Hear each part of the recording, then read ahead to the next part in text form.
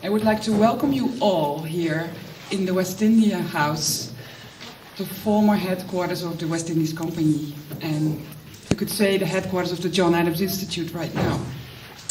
The John Adams Institute started a new series especially for high school students, as most of you are here today. Dutch students, but also international students, and I think it is wonderful and amazing that so many of you are here on our first event. I would like to thank volunteer Elaine Sykes very much for it, because she did actually all the work and contacting the schools all the time. So a little applause for Elaine, if it's possible.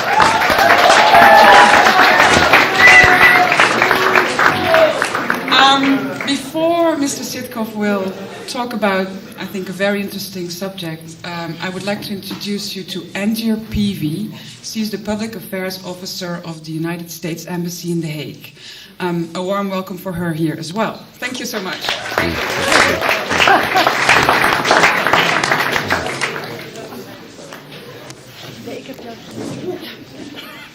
Thank you very much.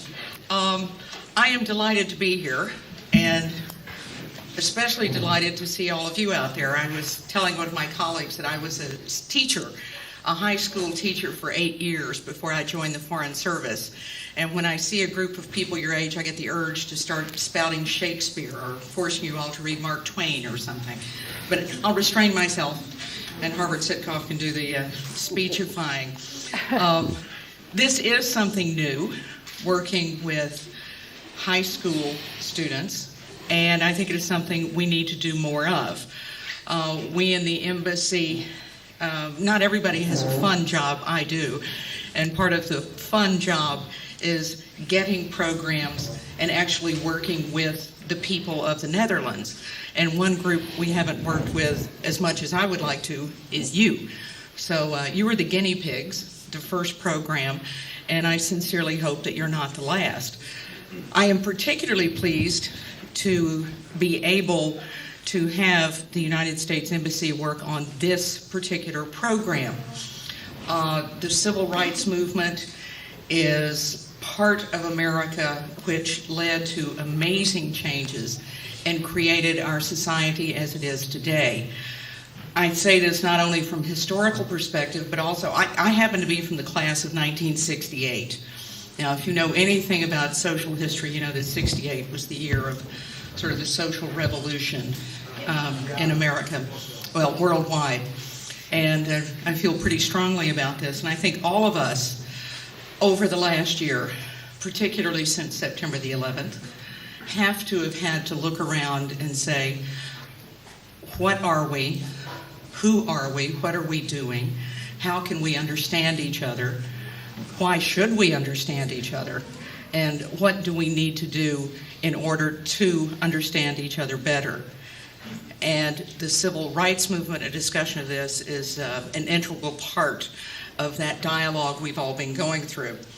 And Harvard Sitkoff is a perfect person to do it. You've all got his bio, so I'm not going to read it to you again. But it is always interesting to talk and to listen to someone who has analyzed a country, a culture, a society.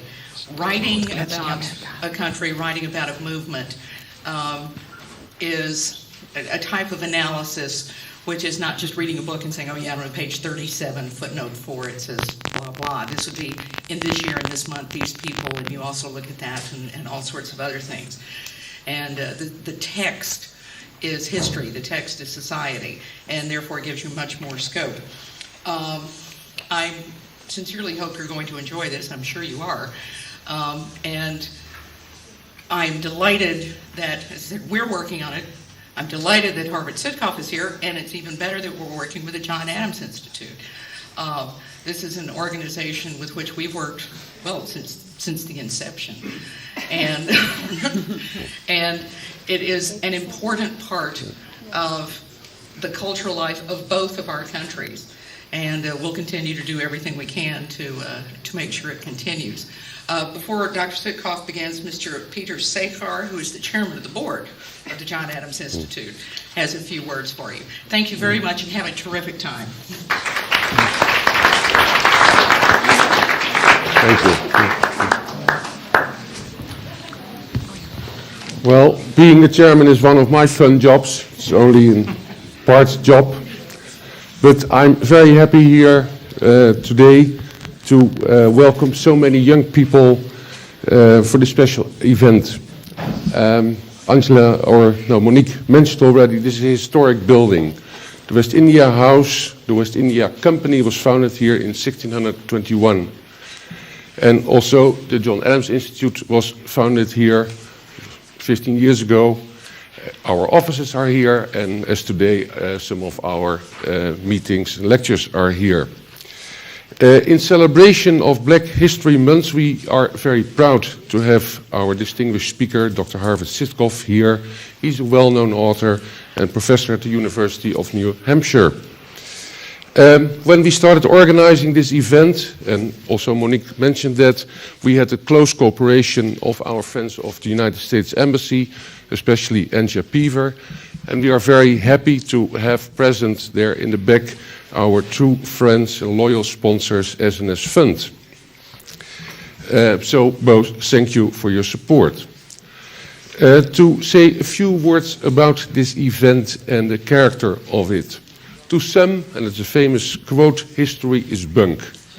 To others, it is a source of inspiration, understanding, and a stimulus for progress. To them, the others, exchange of ideas and discussions are part of using the lessons of history for creating a better and more peaceful world.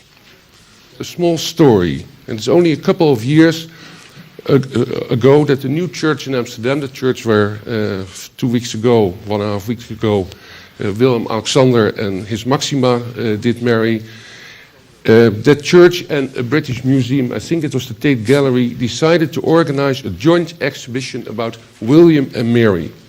William of Orange was stadhouder, as it was called at that time in Holland, and he was crowned as William III, King of England, Scotland and Ireland in 1689, and Mary was his English wife and of royal descent.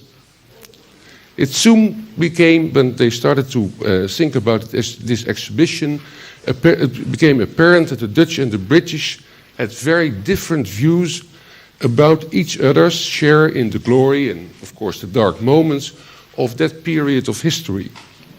It had been an eventful period, of course, with political aims, power plays, the Spanish and the French crowns had been involved.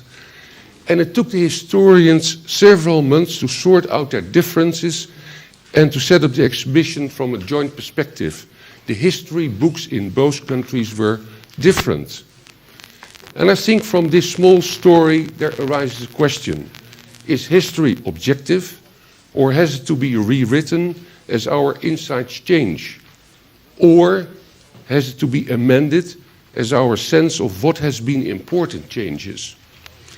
If you read today some of the older history books, you will find hardly anything about the slave trade, which went on for 200 years.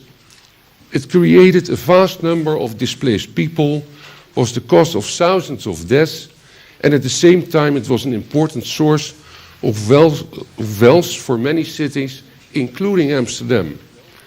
If you read the book of Simon Schama, who was once our guest, The Embarrassment of Riches, which is the Dutch history, you will not find the word slave trade at all. Only recently, far more attention is being given to this aspect of history. Books like Uncle Tom's Cabin by Harriet Beecher Stowe seemed to be forgotten. At present, there are discussions about slave monuments going on, both in the Americas, both the United States, Middle and South America, and in Europe, even here in Amsterdam. And as with the William and Mary exhibition, here too people have different views. And in this context, it should be mentioned that monuments are a source of fierce debate. The Vietnam Memorial in Washington was built after a long debate and 20 years after that war ended. At this moment in New York, an intense discussion is going on, including a display of ideas by architects for a memorial for Ground Zero. And to go back to some considerable time in the American history, I once visited Gettysburg near Baltimore, site of the famous battle in 1863 of the American Civil War. The vast number of monuments for states, armies, regiments, it just confused me. Probably there has at that time never been a debate about those monuments. But to me, the issue of what it was all about, and in today's words, who were the good and who were the bad guys, became blurred. Personally, I prefer a solid understanding of history much more than a memorial form of monuments. Understanding and awareness of history creates wisdom and provides lessons for the future. It cannot be underestimated in teaching you about what happened and why it happened. And in that sense, history can tell you much more than the memorials. Here in Amsterdam, the John Adams Institute aims to be a platform for promoting and creating a better understanding between the United States of America and the Netherlands.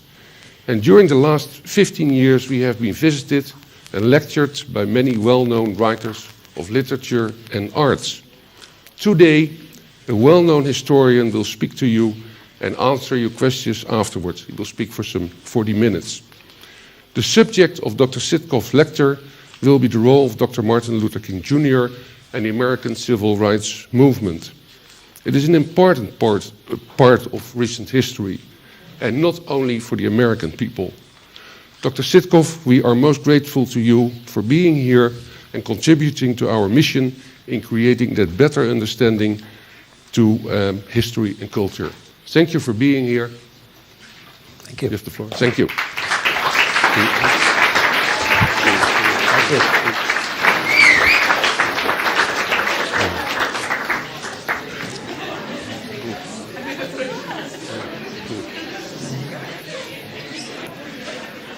It's okay, you're allowed to whistle.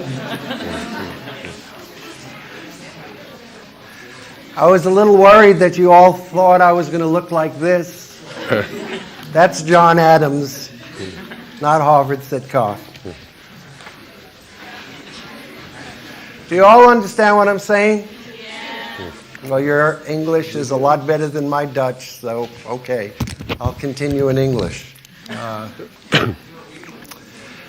For the most part, December 1st, 1955, passed like most any other day in Montgomery, Alabama, a city that was called the cradle of the Confederacy. Mrs. Rosa Parks, a neatly dressed, middle-aged black woman, was riding home from work on a bus. She was tired and held a shopping bag full of groceries on her lap. When additional white passengers boarded the bus driver, seeing all the seats in the white section occupied, turned around and shouted, "Niggers, move back," ordering the African Americans to give up their seats to any standing white passengers. That's what the law prescribed, local law and state law. 3 African American passengers got up from their seats and moved to the back of the crowded bus. Rosa Parks stayed in her seat. The driver stopped the bus and walked back, towering over Mrs. Parks. "I said to move back, you hear?" The bus was silent. No one moved, especially Mrs. Parks, who continued to look out the window, not even acknowledging the bus driver's presence. He repeated his order. The determined Mrs. Parks continued to stare into the darkness. The driver then had Rosa Parks removed from the bus and arrested. And this was not a particularly unusual occurrence. It had happened often before. But in retrospect, it would turn out to be a historic moment that changed the course of modern American history. A simple act of defiance that challenged an entire structure of racial inequality and racial injustice. You have to remember that for most Southerners in the 1950s, a racially segregated society, like apartheid, was the natural order. I'm sure most of you have studied that after the Civil War had ended slavery, after Reconstruction, that Southern whites once again took control of their local and state affairs and reestablished white supremacy. And to do so, they used violence, intimidation, fraud, all in an effort to make sure that blacks could not vote and so could have no political power. In 1890, Mississippi amended its constitution to exclude all black voters, and all of the other southern states followed suit. The 15th Amendment, passed in 1870, had guaranteed that all citizens, all male citizens, the right to vote. But now, taking away this right was accomplished by literacy tests, by poll taxes, by property requirements, people having to testify to the good character of a prospective voter, or making a voter explain a section of the state constitution. And of course, all of these various tests were administered by white officials, white voting registrars. And so the intent was quite clearly racist, to make sure that blacks could not vote. And that's the way it worked. By the beginning of the 20th century, disenfranchisement, taking away the right of blacks to vote, was pretty much the rule all over the South. And once that was the case, one southern state after another passed what were called Jim Crow laws. And these Jim Crow laws were meant to keep the races as separate and as unequal as possible. And so you had segregation, the separation of the races on trains, streetcars, and trains, in schools, in parks, in public buildings, in restaurants, in prisons, in hospitals, in theaters, even cemeteries. Signs saying white only or colored appeared over drinking fountains, restrooms, elevators. The state of Oklahoma even required separate telephone booths for black and white. The city of Atlanta had separate Bibles for black and white witnesses in the courtrooms now to swear upon. Such laws not only separated the two races and prevented understanding between people, but they were daily a cruel affront to the dignity of African Americans. They were a constant reminder to blacks that they were unfit to associate with whites on any kind of a basis that implied equality.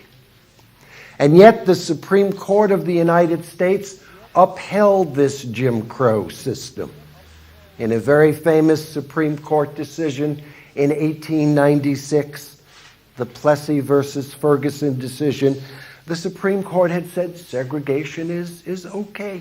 And that's the way it stayed in the United States until 1954, when in another very, very famous case, the Brown decision, the Supreme Court ruled segregation unconstitutional. But not much happened. Even after that decision, most of the southern states did very little or nothing to begin the process of desegregation, of ending segregation. And so the American South, for pretty much the whole of the first half of the 20th century, was like South Africa in its apartheid. you had two totally separate and unequal systems, one white and one black. You had an elaborate, and this was legal, racial caste system that made sure that blacks stayed on the very lowest rungs of the social ladder and the economic ladder. That's why the struggle against it would be so difficult, because whites had an enormous advantage as a result of this system. And whites had both an enormous psychological investment in it and economic investment in it. And so they saw any threats to this Jim Crow system, as a very, very direct threat to their way of life and their well-being. This is the world that Martin Luther King Jr. was born into in Atlanta, Georgia in 1929. And although he was the son of a very highly respected pastor and was raised in a comfortable middle-class neighborhood, yet the young Martin Luther King quickly learned the meaning of racism. A friend who lived nearby was told not to play with Martin because he was black. Once in an Atlanta department store with his mother, a white woman suddenly slapped his face, complaining, "The little nigger stepped on my foot." Martin grew up seeing Atlanta police brutalizing young African Americans. He witnessed Ku Klux Klansmen clubbing blacks in the streets. He was a precocious student. At the age of 15, he began to attend Morehouse College, a segregated black college in Atlanta. Upon graduation, he went to a theological seminary in Pennsylvania, where he received a Bachelor of Divinity degree, graduating first in his class.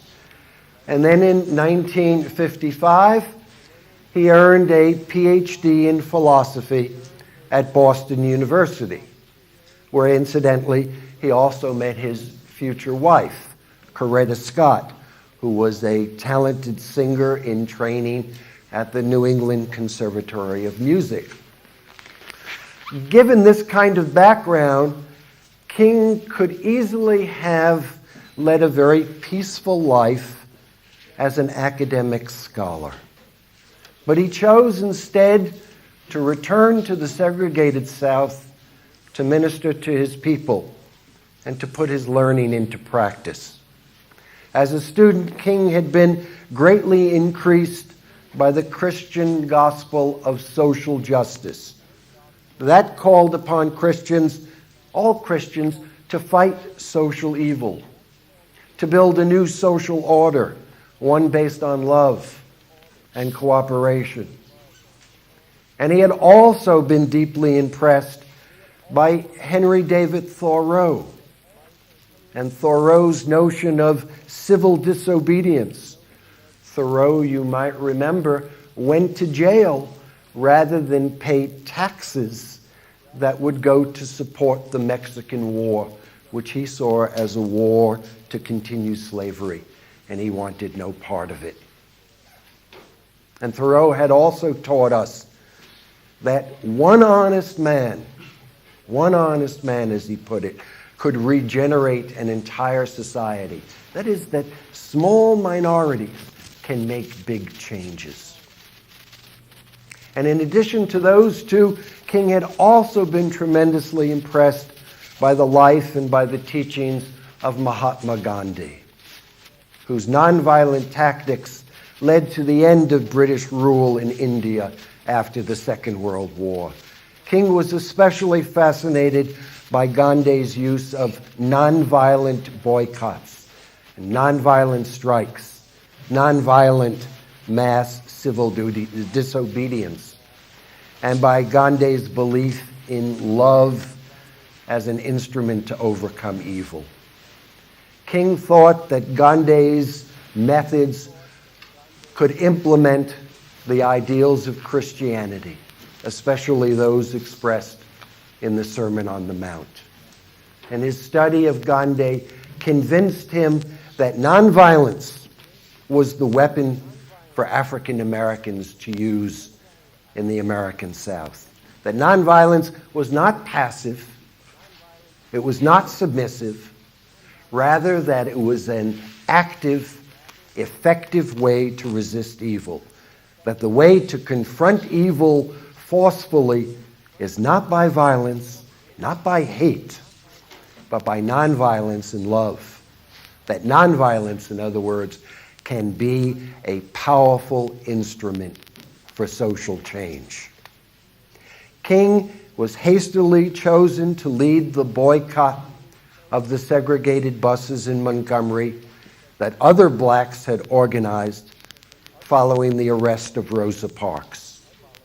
Here he was, newly appointed in a church, just 26 years old, and he quickly began to put his ideas in practice.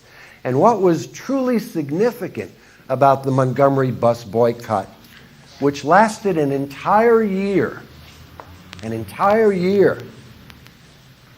what was truly significant about it was that an entire citywide black community had been energized, had been organized.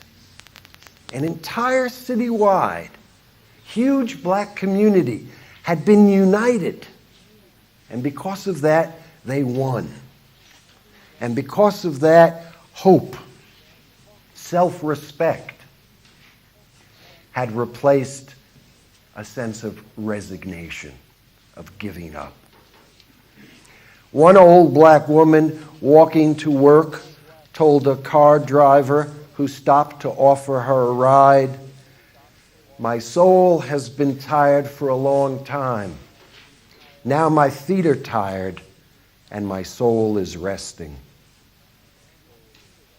Or as a black janitor in Montgomery also said, "We got our heads up now and we won't ever bow down again.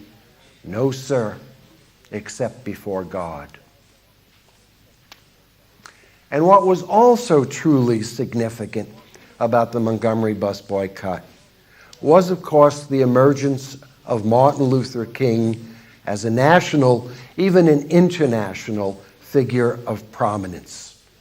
And the emergence of the strategy that he was talking about, this strategy of nonviolent civil disobedience, that this would become the key strategy in the African American determination to end segregation and to end racial discrimination, to end this racial caste system that had denied blacks freedom and equal opportunity ever since they had been in America.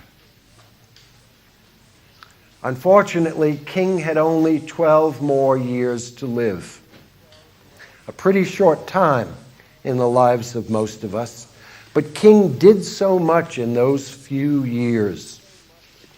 After Montgomery, King organized the Southern Christian Leadership Conference. That was a coalition of black clergymen that led many of the important black struggles for full citizenship rights in the 1960s, particularly those in Birmingham, Alabama, and in Selma, Alabama, which led to the Civil Rights Act of 1964 and the Voting Rights Act of 1965. Two tremendously important laws, two truly historic laws. The Voting Rights Act, of course, was the act that forbade various procedures that had kept blacks from voting, the kinds of things that whites in the South had long used to keep blacks from voting. The Civil Rights Act of 1964 was the law that essentially forbade racial discrimination in the United States, whether in hiring or in federally funded programs or in all kinds of public facilities, hotels, restaurants, theaters. Of course, you're all aware that these laws did not end all racism in the United States, did not end all instances of either personal prejudice or racial discrimination by some in the United States. I don't think any laws could. But they were giant steps toward ending racism's legal basis and institutional basis in the United States. And King and his followers accomplished this not by violence, but by adhering to a strategy of nonviolence that sought to bring about cooperation and reconciliation among races. As King said, by protesting in a spirit of nonviolence, blacks would end racism and at the same time pave the way for interracial harmony and goodwill. As he saw it, nonviolence, the power of love, would win the hearts and would win the consciences of their white oppressors, and it would build a community of true brotherhood. Well, you hardly need me to remind you that this beloved community that he talked about has still not arrived in the United States, hardly arrived. But it was King's massive, nonviolent, direct action civil rights movement that did so much to dramatize racism in the United States and that forced the federal government to begin to enforce equal rights. It was this movement that did so much to awaken the consciences of so many of the American people to understanding the injustices of racial discrimination and racial segregation. And it was this movement that did so much to inspire his people to push on and to push faster. Let us be honest in talking about Martin Luther King. He, of course, was not a saint. We all know that. He was not a perfect man. He had many of the failings and many of the weaknesses of the rest of us mere mortals. I don't think we need to hide from such truths. Certainly, he could have been a far better husband, a far more honest scholar. He was hardly infallible. He was frequently indecisive. He probably compromised too often, too much. And he was often aloof from the masses that he led.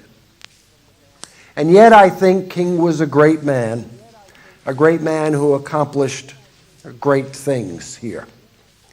But in saying this, I think it is important to remember, that King was more than just an individual. He was the leader of a movement, and he was shaped by that movement as much as he shaped the movement. He was pushed by the movement as much as he was pushing the movement here. In this sense, King made history, but he was often made by history. There was always this interplay between King and the movement, a kind of a dialectic, a dynamic that kept changing both King and the movement. So again, the story I began with, we need to remember it wasn't Martin Luther King that initiated the Montgomery bus boycott. It wasn't Martin Luther King who put Rosa Parks up to saying no to not leaving her seat on the bus. Mrs. Parks did that. Others started the movement, and then King was asked to join, and he did. We also need to remember that when the Montgomery bus boycott began, all that African Americans in Montgomery, Alabama were initially asking for was decent treatment on the bus. Decent treatment. Not the end of segregation. That wasn't their goal at first. Just to be treated politely. But after a year of struggle now, it had become ending segregation.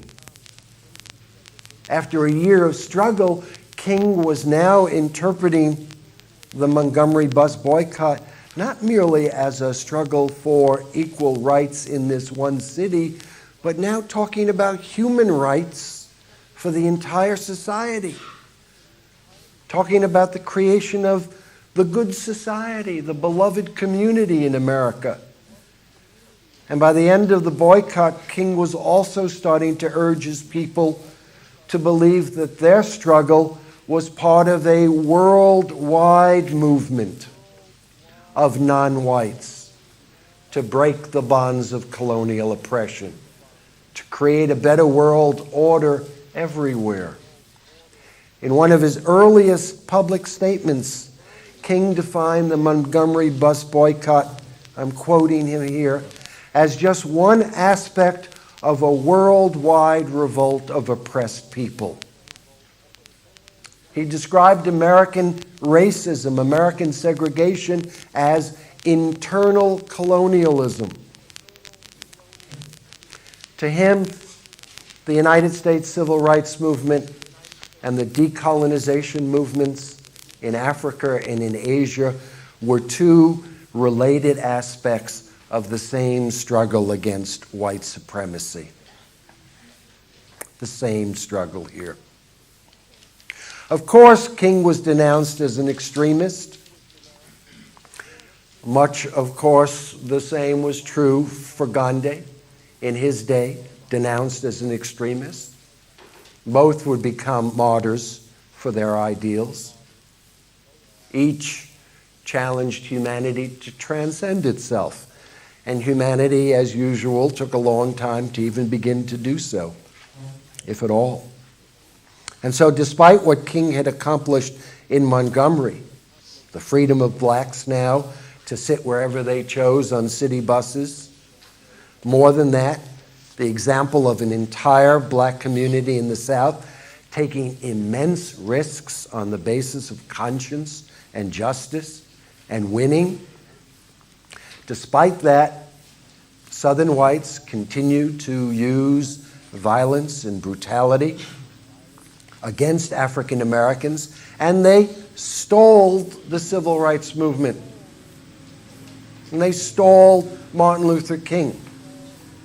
And King, for a few years in the late 50s, floundered, and his movement floundered, didn't exactly know what to do. And then suddenly, in February 1960, in the state of North Carolina, a handful of black college students began the sit-ins, sitting in their 5 and 10 cent stores because they would not be served a cup of coffee at the lunch counter. Again, this was not King's doing. King didn't initiate it, but it too transformed King. The college students who sat in had, of course, seen Martin Luther King as their model, as their leader. But as so often we've seen in history, the followers now went beyond the leader. And the leader had to hurry to catch up with his followers. In this sense, the young students created what King had not been able to create on his own. They created a truly Southwide movement of massive, direct, nonviolent confrontation with segregation. The Student Nonviolent Coordinating Committee, often called SNCC. These were the young shock troops of nonviolence here, and they pushed King further. And the following year, in 1961, it was yet another group, CORE, the Congress of Racial Equality, which now began the Freedom Rides to end segregation on interstate buses. That is, those buses not that just stayed in one little city or state, but went from state to state to state to state all over the United States. So now they were pushing further, once again forcing King to hurry up to catch up with his followers here. King was still very much acknowledged as the leader of the movement. And he played the role of a leader, I think, very successfully, exhorting his people, energizing his people, inspiring his people to greater and greater efforts.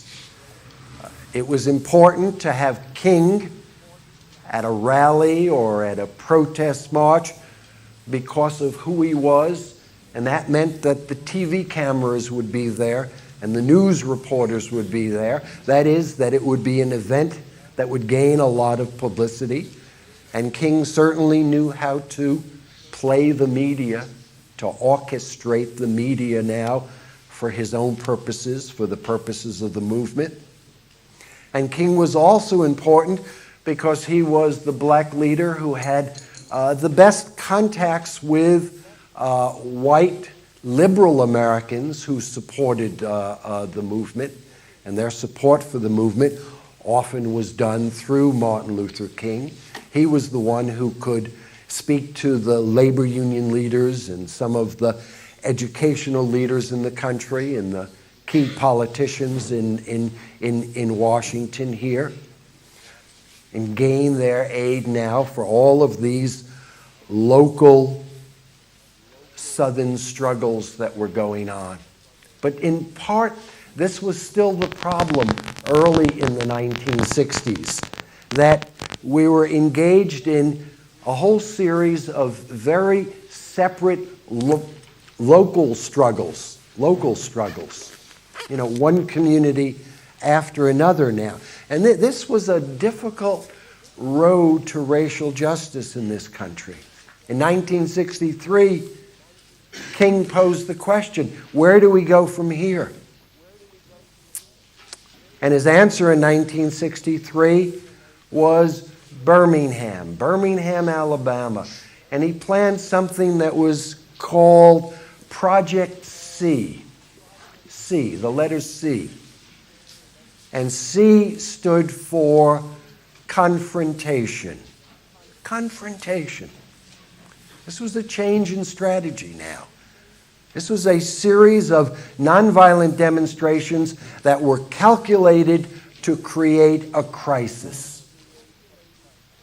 Hopefully for King, a crisis that would outrage the nation and force the federal government to respond.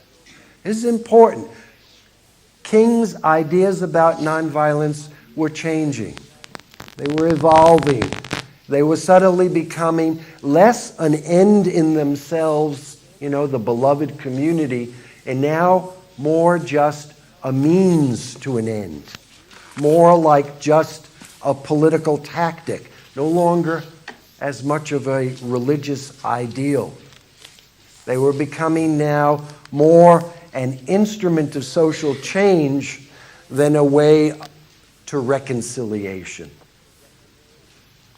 And we see that in Birmingham in 1963 with the confrontations with the Birmingham Police and Sheriff Bull Connor, and those scenes that you've probably seen in some movie or other, the police dogs jumping up on young children, the fire hoses, enormously powerful fire hoses which could rip the bark off trees, being fired at people, knocking them down, sweeping them down the streets and so on.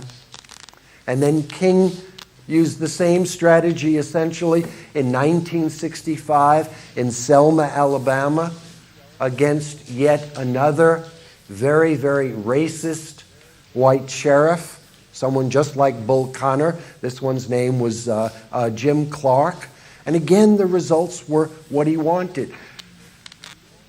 Birmingham had brought about the Civil Rights Act of 1964. Selma brought about the Voting Rights Act of 1965. And again, I think it's important to point out how much those laws truly changed American life. That they did gain for African Americans, and not just African Americans, other minorities as well. Full and equal access to public services, full and equal access to public accommodations, the right to vote, and that's meant a substantial share of political power. In 1965, for example, there was one black member of the United States Congress. Today, there are over 50. That's the kind of change that I'm talking about. The destruction of official white supremacy, the racist system, was, I think, an incalculable victory for human freedom. It was an end to a too long history in the United States of a system of segregation and discrimination that had bred so much brutality, so many daily humiliations, so much systematic oppression. Much had changed. But of course, many problems remained and new problems appeared.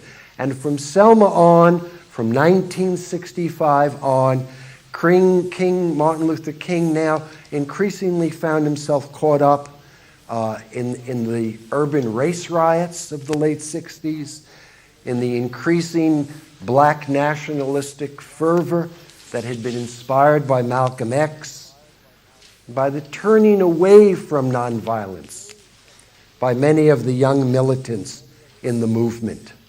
New forces demanded changes in King's thinking, in King's strategy. And once again, he did change. Selma was the last of the great interracial marches and demonstrations. The last of the times, really, when black and white were joining hands and singing freedom songs together.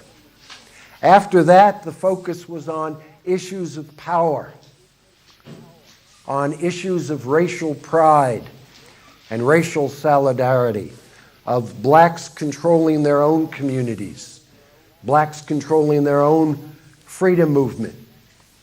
Now the talk was of black liberation as opposed to racial integration.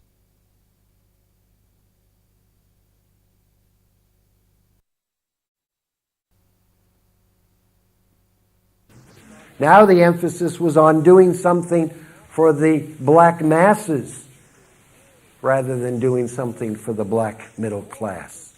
And all of this came to a head in 1966 and for a few years thereafter in the cry for black power, black power. And once again, King felt the pulse, the heartbeat of his people. Once again, he had to change, and he did change to accommodate the demand for black power. He shifted the struggle from the South to cities like Chicago. He shifted it from the middle class to a focus now on the poverty in the slums. He shifted from an emphasis on civil rights to a struggle for power. And his brand of nonviolence became ever more a militant, disruptive strategy. This was a very difficult time for King. It was a difficult task that he faced, making this change. This is a time of the urban rebellions in hundreds of American cities in the late 1960s. A time when the war in Vietnam was escalating, a time from when this cry for black power was raging. And King, to me, seemed to be like a courageous but very troubled ship captain, desperately trying to control a boat that was being rocked by mutinies within and fierce storms without. His desire to be faithful to the black struggle now pressed him toward a more radical challenge than he had ever mounted before. In 1967, he tried to fashion what he called a two-pronged attack on America's domestic and foreign policies. He had decided that there could be no black freedom, no true freedom for anyone without such a challenge being raised. The federal government could no longer be his ally. Indeed, the United States government and its policies were now his prime target. As never before, King began to criticize President Lyndon Johnson's policies, especially as they related to the terrible agony in Vietnam, the war in Vietnam. Unequivocally, King now tied the struggle for equal rights in the United States and the struggle for economic justice in the United States to the demand for an end to military involvement in Vietnam. And in 1967, he also announced his plans for a massive campaign of civil disobedience to attack America's economic inequalities and injustices. And so the black struggle had moved beyond the goal of securing civil rights as its goal to the goal now of truly substantial equality. King was again trying to be on time, to be relevant. He took aim at what he called the triple evils of racism, materialism, and militarism.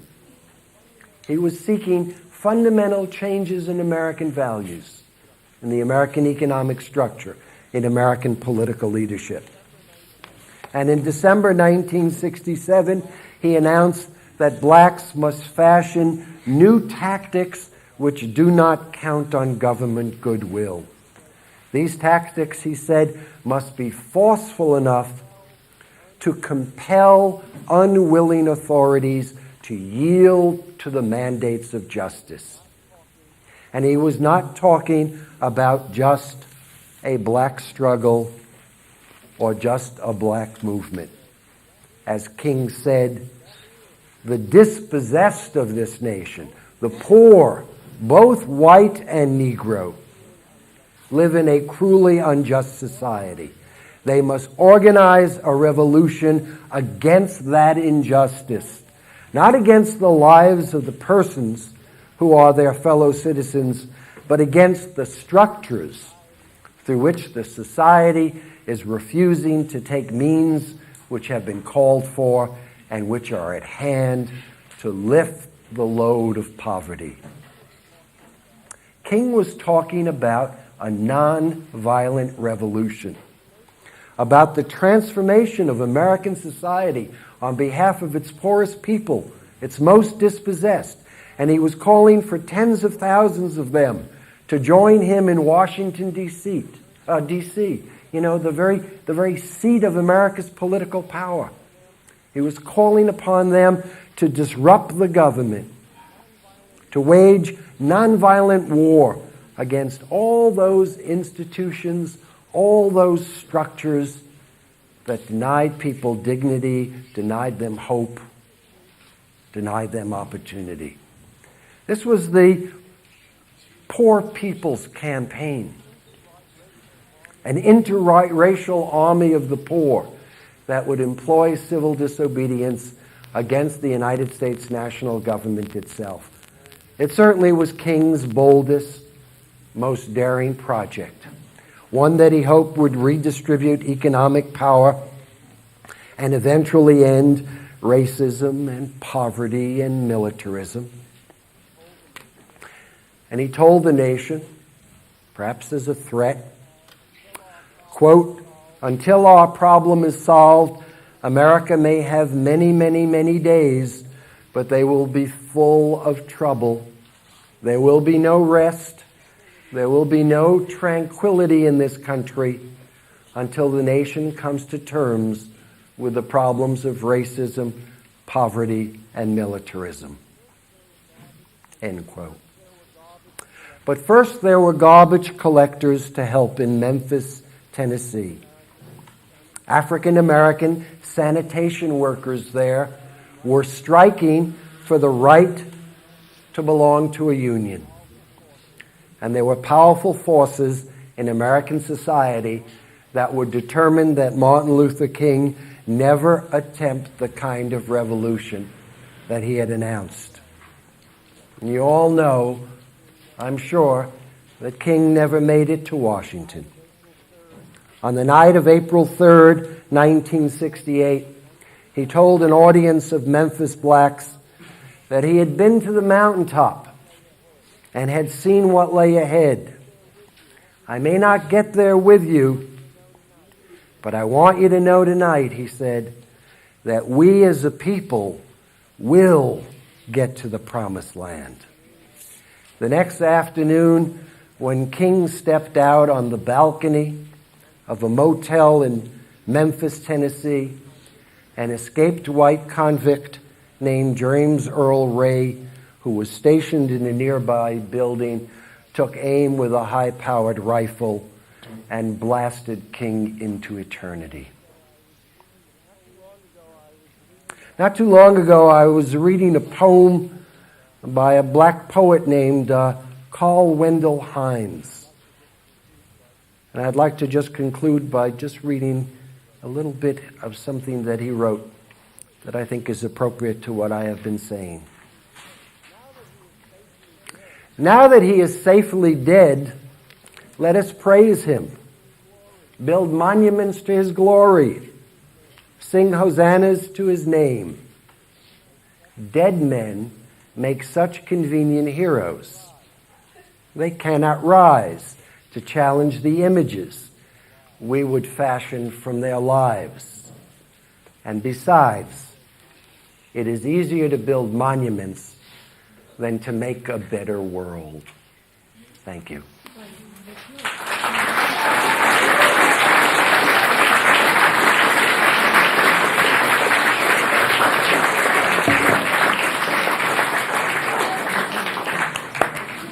Now it's your chance, your turn, please.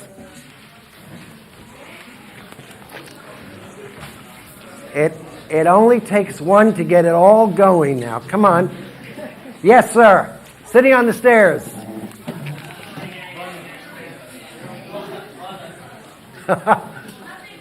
Nothing. Yes? Yes, sir.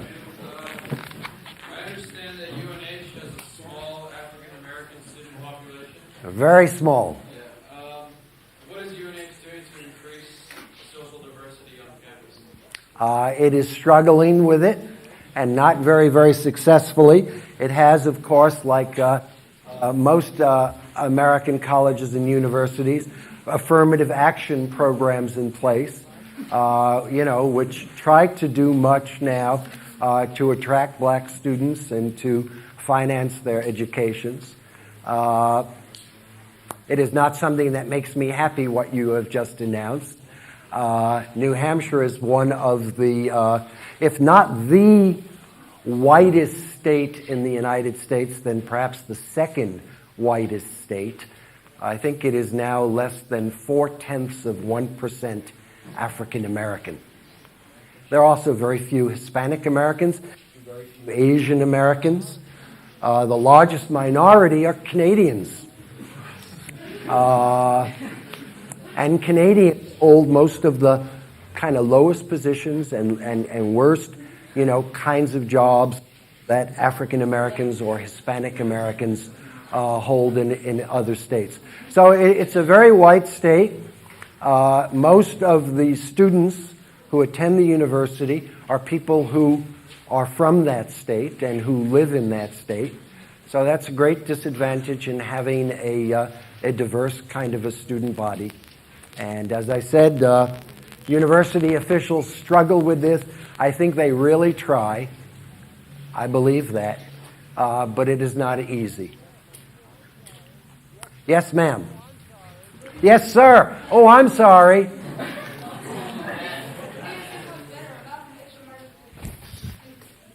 Yes, which do you think was better, Martin Luther King or Malcolm X? The question was, who do I think was better, Martin Luther King or Malcolm X?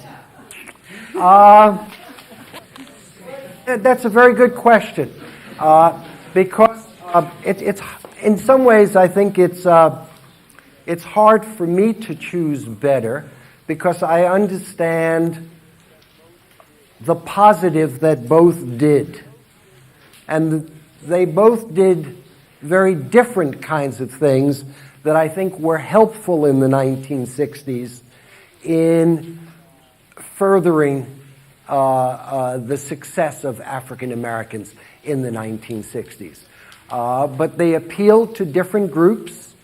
Malcolm X's appeal was very, very much now to northern blacks rather than southern blacks, very much to urban blacks rather than to rural or small town African Americans, very much to young males, often single, often in trouble with the law.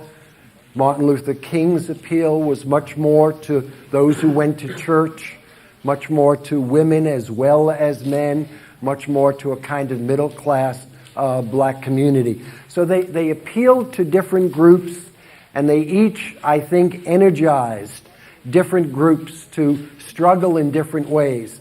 And together, I think it's important to understand, that progress is made, often when you have a social movement that has different groups in it.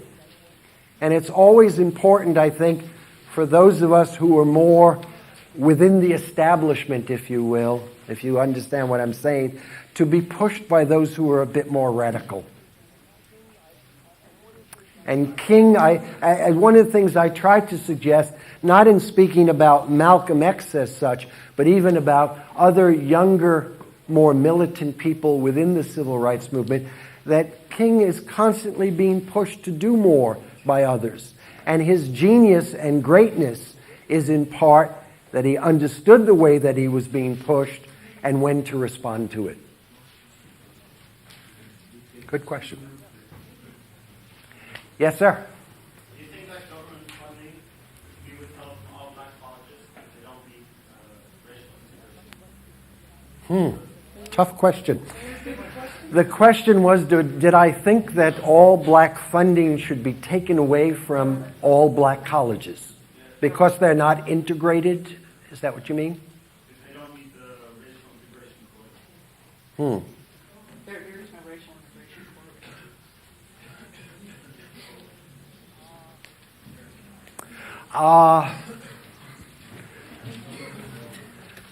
There is no racial integration quota as such. I'm not exactly sure what you must be referring to, or I wasn't aware that they were under any threat to lose their funding.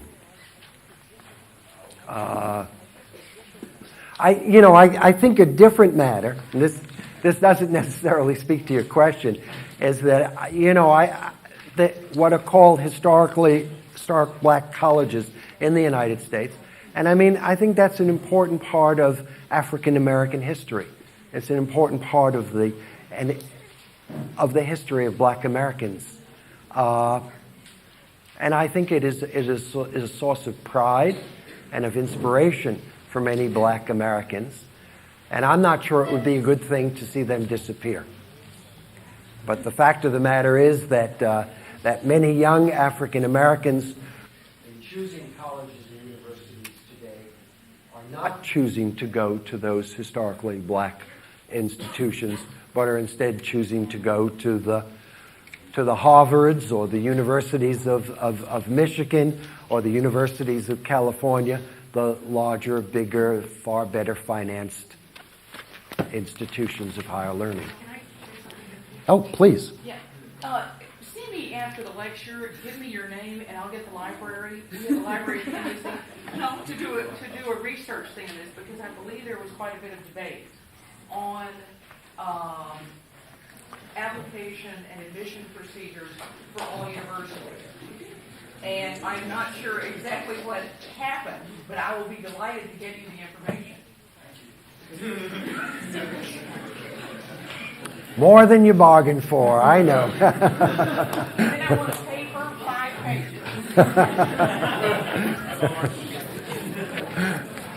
Does anyone dare now raise their hand? Oh, yes.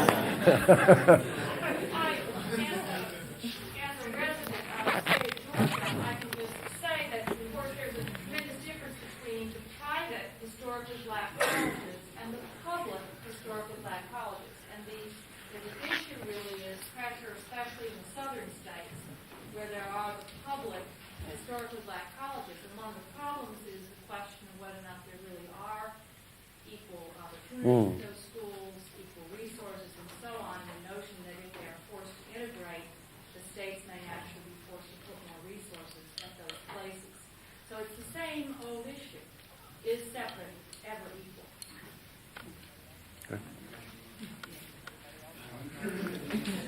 Anybody else want 5 pages of information? Or well, I see our Monique. Oh, yes. Yeah, I was wondering, how did you become interested in this area? Oh boy. How many hours do you have? Well, very, very, very, very, very briefly. I was one of those college students who in the early 1960s was tremendously inspired by Martin Luther King and energized by Martin Luther King, and so for a while dropped out of school. And I was then living in New York City, and I went south and got involved in the civil rights movement and did know King and admire him and participated in a number of the kinds of protest demonstrations that we're talking about here. And then stopped doing that and went back to school and at some point decided to become a historian and to write about a movement that I had once participated in because people were not writing about it yet, and that it was an important history that I wanted to be a part of recording. Yes, ma'am. Do you think that the relevance of a nonviolent approach, as King taught us, can be transferred to our day when there's so much violence and when we really don't respect people who are not violent back if we get that? I know. How in the world do you do that? I grew up in the South. I'm from Little Rock, Arkansas, and my sister was one of the Little Rock Nine, and so on and so forth. So I know what some of this can be about. And this is one of the things that really puzzles me. How do you bring that into the 21st century? What a wonderful question, and I wish I had any kind of an answer that could touch it. Maybe that's why I take refuge in being a historian and looking backwards, because I don't have the strategy. I don't know. I'm still a believer. I do believe that that one can work wonders through nonviolence, but it is very difficult. And I mean, the problems that we face now, the kinds of class problems that we face now, I don't see as being easily changed by the kind of strategy that King was certainly initially talking about. And when we think about, the proper responses to September 11th or so many of the other clashes going on in the world today, again, it seems so difficult to do it through nonviolence. But we know that violence begets more violence and more violence. So I don't know, someone smarter than me, I hope, will someday figure out a better way. Thank you.